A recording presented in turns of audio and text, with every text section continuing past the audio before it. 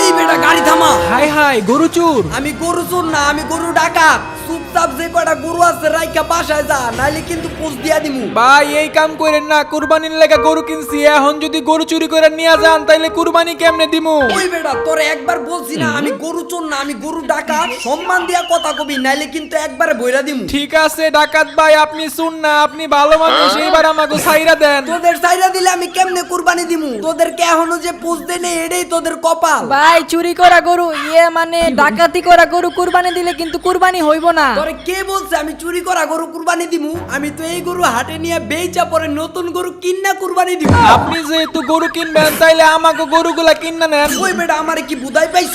মস্করা করছ আমার লগে? তোদের গরু কি আমি টাকাটা কিনতে আইছি? আমরা ডাকাতি করতে আসছি। আপনি গরু চুরি করবেন ভালো কথা, কিন্তু শুনে রাখেন আমরা কিন্তু সবাইরে বইলা দিম আপনি একটা গরু চুর। আমাদেরকে গরু চোর বলবি? ঠিক আছে, গরুগুলা নিয়া তোদের পাশায় 3টা পোস্ট দিয়া দিমনি।